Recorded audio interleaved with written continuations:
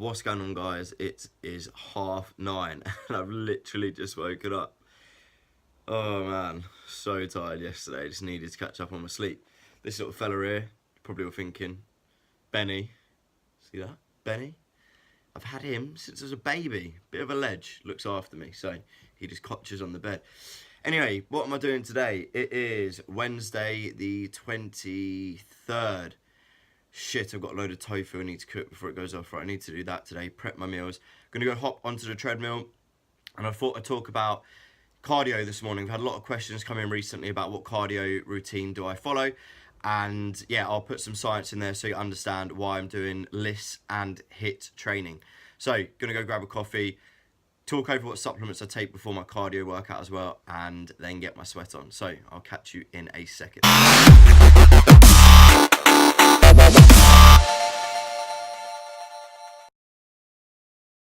Supplement 101. Coffee, 2 liquid L-carnitine from My Protein, 1 maca tablet extract. And I'll have this pre-cardio workout. When I'm doing pre-resistance training, I'll have exactly the same. The only thing I'm going to add in is 5 grams of creatine pre-workout and post-workout, and 5 grams of shit, I can't remember. Citrulline malate. 5 grams of citrulline malate pre-workout. Done. Okay, so let's go downstairs onto the treadmill, do some cardio. I'm going to talk through again the benefits of low intensity steady state, also known as LISS, and HIIT, high intensity interval training cardio. Here's my little setup. Sure, most of you have seen this before. I literally almost just stacked it off the treadmill. Someone's thrown some flipping rubber mat on it. I'm going to cock block my sweat gains. Right, let's start with LISS, low intensity steady state cardio. The first thing I want you to do is work out your optimal fat burn zone. Now that's going to be 60 to 70% of your maximum heart rate.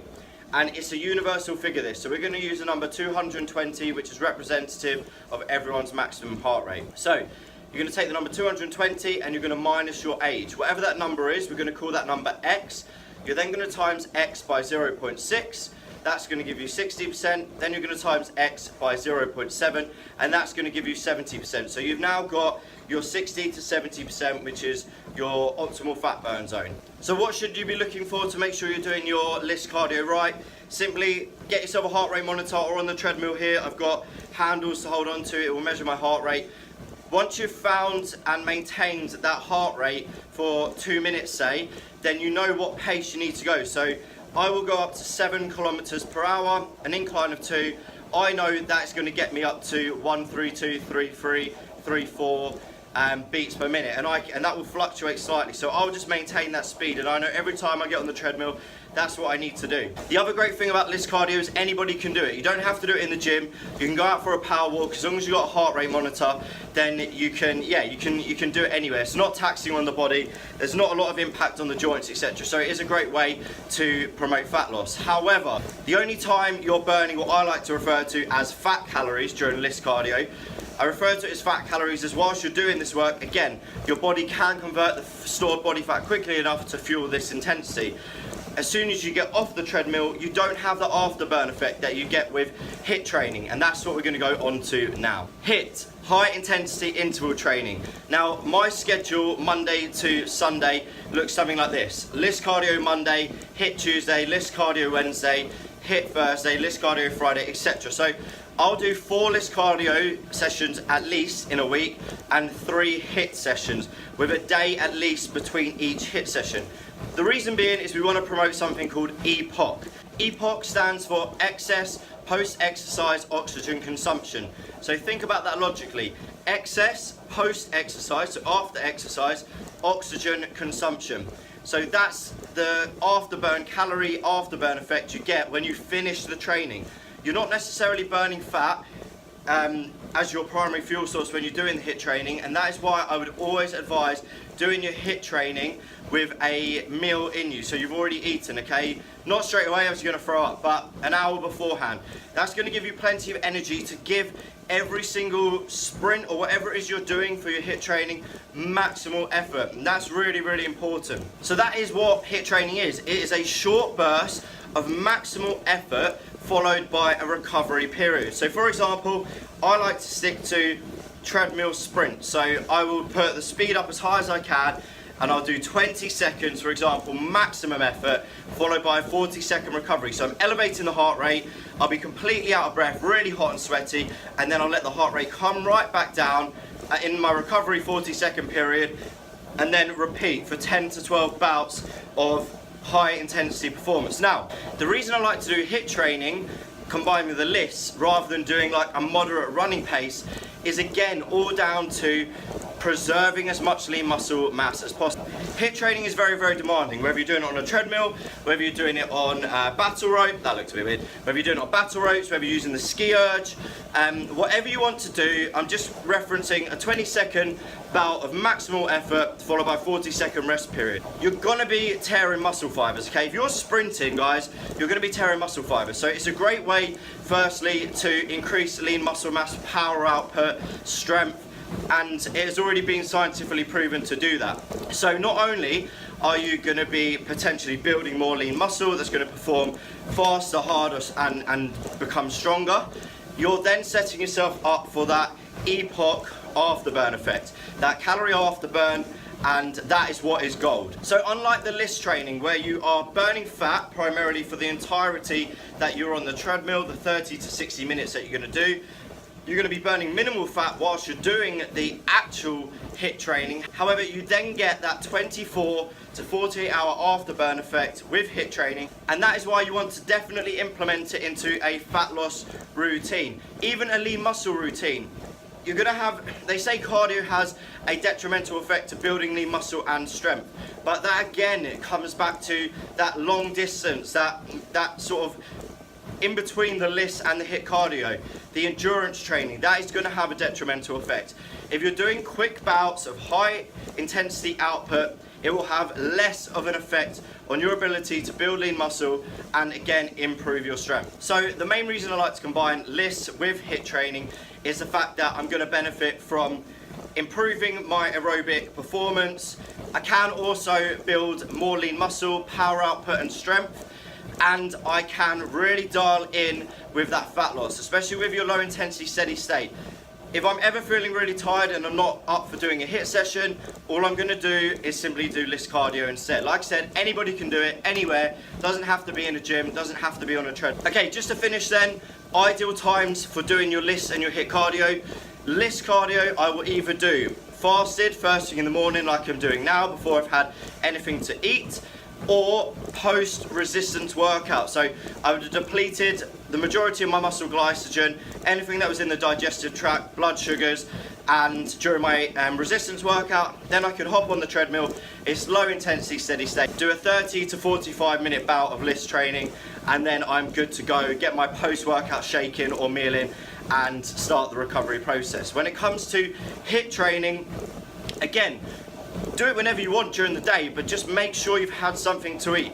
You want to give that 20-second bout of maximal effort, everything you've got. And if you don't have any fuel in the system to, make sure you're performing at your best, you're not going to get the most out of it. So protein and carbohydrate meal, half an hour to an hour before that session. If not, you can also do it immediately after your resistance training session, just like the LISS cardio, providing again you did have something to eat before you started your resistance training. What's going on, homies? So unfortunately yesterday I didn't get to film my workout because I was absolutely knackered when I finished work, and two, I had to go and meet my good mate Matt, who's actually here today. We're just fueling up on breakfast. Look at that big bowl of oats. What we got in there? Some vegan blend protein, some mixed spice and blueberries, some oats, some... have your blueberries what cold? else have we got in there? Do you have your blueberries cold? Yeah, frozen, mate. Mate, this looks like... Extra cold. Mate, this looks like cement. Add some more, Hey, milk. what have you just It's done? like cake. Hey, this is terrible. Look, get your double espresso down your neck and be grateful. And what else do we have? Oh yeah, let's have a look in the cupboard. Flaxseed and chia seed powder. So the ultimate, Matt, be grateful. Little bitch is taking the piss out of my protein cement. Gonna go train a big push session, stay tuned, it is coming up shortly. Where are we off to, bro? Hit the push session, bro. Do you know where we're going? No idea, mate. Guys, basically, Matt is from Loughborough. We used to work together at Equinox, High Street, Kensington, and he's come down because one of his clients is competing in the WBFF.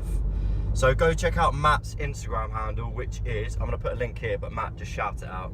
It's matt.hall.fitness. And go follow him because... Go follow. There we go. Go follow because he's the king of shreds. Anyway, we're going to go hit this big push session. I'm going to film the whole... Film? Can't even talk. Film the whole workout at have your True oats. Gym in Bromley. If you want to come for a session sometime, I live in Bromley. So just swing me a direct message. I like to collaborate. Peace.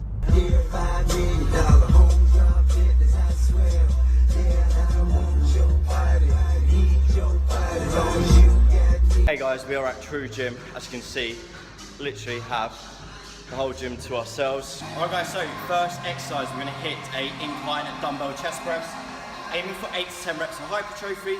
Key points to focus on. Firstly, driving those heels into the floor, nice and stable. So as you press, you drive the heels in, engage the core. You want to retract the shoulder blades and depress as well. So we're not just pulling back, we're depressing down, using those lats to stabilise, and in that way you're going to keep all the tension through the chest. We don't want to push and round through the shoulder at the top. So keep that lock back rather than pushing through and protracting through the shoulder blade. All the way down, feel that stretch, nice big squeeze, up and through. See what it looks like.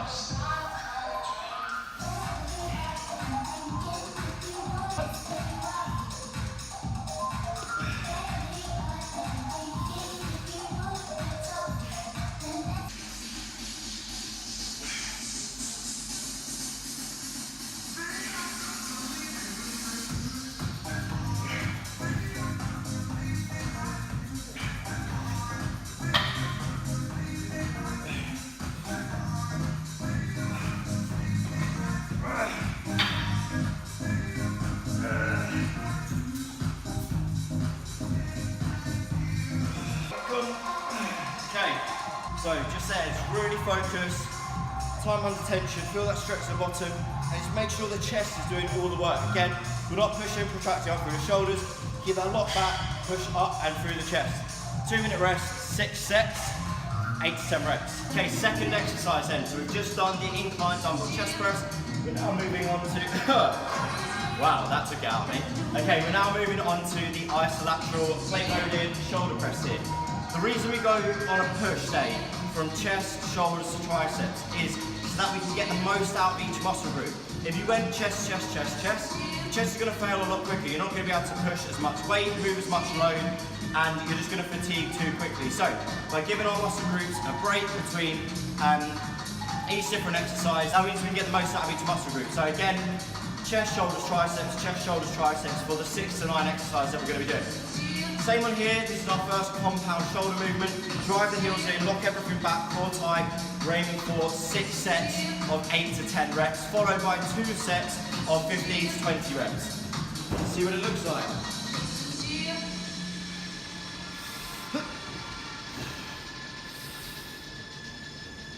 Keeping the tension on the way down, so you just come to ear height. Just feel those shoulders doing all the work. Drive up, through, drive those heels in. Breathe out, breathe in, coming down.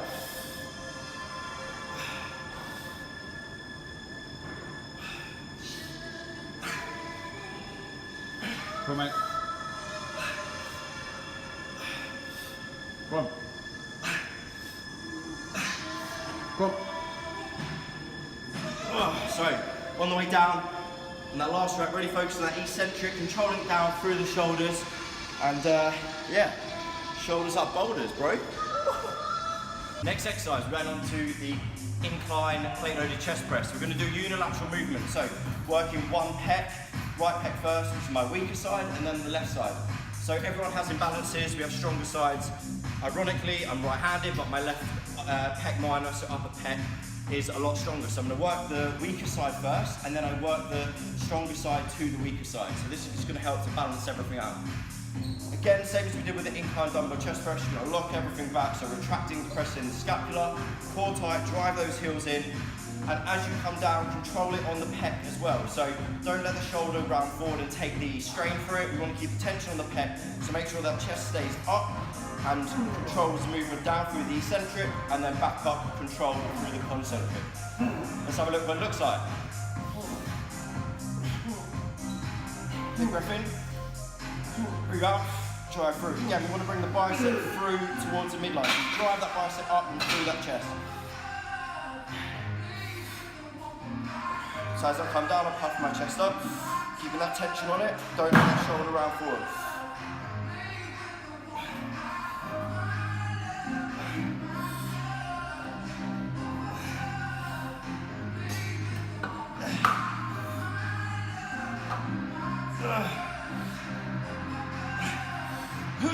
Come on.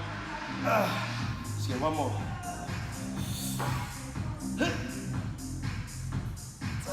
So, aiming for 10, hit 11. Now aim for 11 on the stronger side and don't go any more than that. Okay, we're moving on to the isolateral plate loaded chest press, probably one of my favourite machines, and it will really allow you to drive those elbows up and through, so really pushing those elbows, biceps towards the midline and really engaging that chest.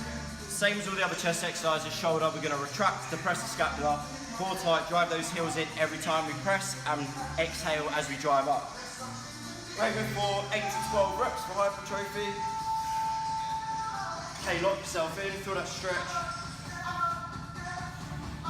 Up and through.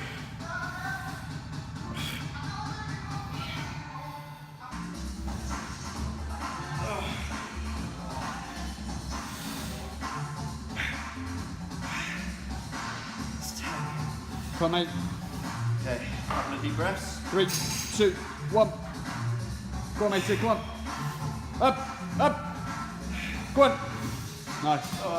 Okay, we're moving on to bent over cable fly. We're going to do exactly the same. Retracting, press the shoulder blades on the same side. You're going to bend forward, keep everything looking at the toes.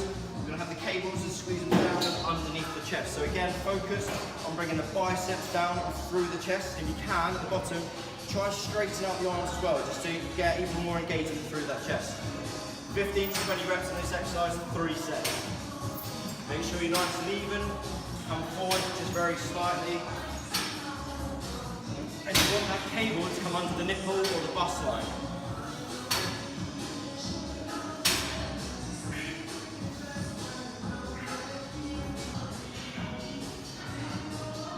Nice, go on, squeeze, squeeze, squeeze. Good.